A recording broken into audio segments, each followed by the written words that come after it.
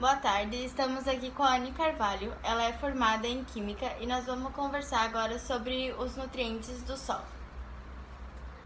Então, Anne, quais são os nutrientes que estão disponíveis no solo e em qual forma química eles estão?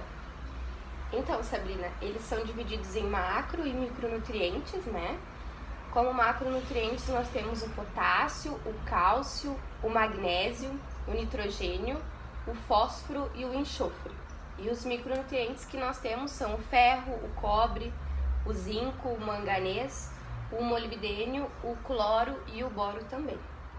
E a forma que eles estão disponíveis em íons, né? No soluto do solo. Então, na solução do solo, nós vamos encontrar os íons potássio, cálcio, enfim, todos eles agregados nessa solução. Os nutrientes devem estar em qual forma química para que sejam absorvidos e qual é a contribuição para a planta?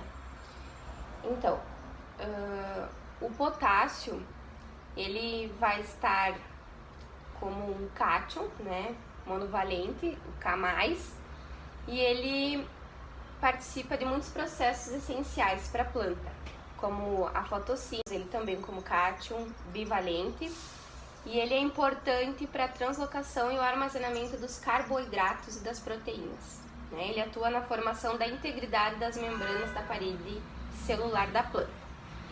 O magnésio também, ele vai estar como cátion bivalente, e ele compõe a molécula da clorofila, que é ele que dá a cor verde para as plantinhas. E o nitrogênio, ele vai estar disposto em amônia, que é o NH4+, ou nitrato, que é o NO3-. Como amônia, ele não é absorvido pela planta, tá? Ele normalmente é absorvido como nitrato, que aí é feita a síntese da amônia para o nitrato, pelas bactérias. E o nitrogênio, então, ele é muito importante para o crescimento vegetal da planta, né? Para o sistema radicular, que são as raízes da planta, para que faça a absorção dos nutrientes do solo de forma mais correta. Nós temos o fósforo, então, que ele vai estar pelo íon ortofosfato, que ele é importante para a formação do ATP, que é a energia, a fonte energética, então, da planta.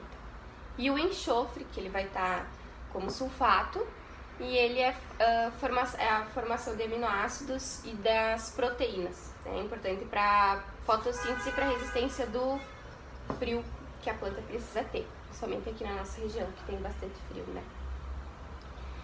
O ferro, então, ele vai estar como cátion trivalente. O clima e a temperatura interferem no desenvolvimento da planta? Justifique.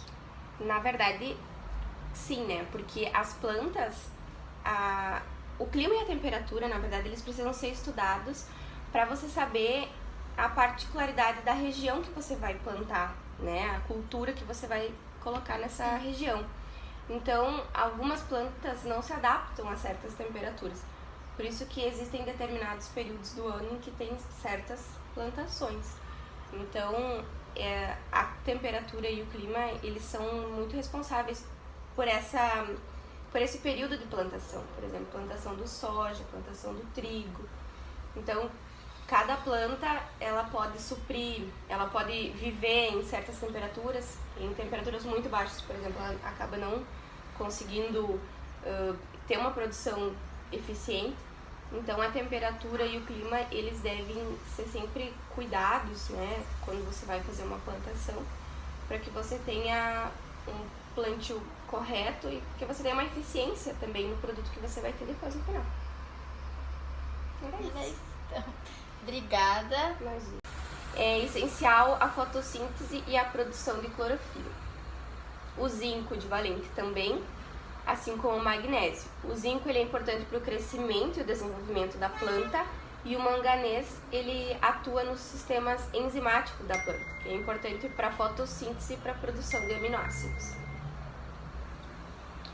O molibdênio, então, o boro, ele é importante para o metabolismo do DNA, do RNA e do AIA, que é o ácido indol acético. O cloro, ele é importante para a decomposição fotoquímica da água, liberando o oxigênio. E o molibdênio, então, para a fixação biológica do nitrogênio do solo e nas transformações do mesmo nas plantas. O cloro ele vai estar como um ânion, né, Cl-, e o boro ele vai estar como borato, BO3, 2-. Qual é a importância da água para que as plantas consigam aproveitar os nutrientes presentes no solo? A água é muito importante, né? Não só para as plantas, mas para nós também, né? Nós não vivemos sem.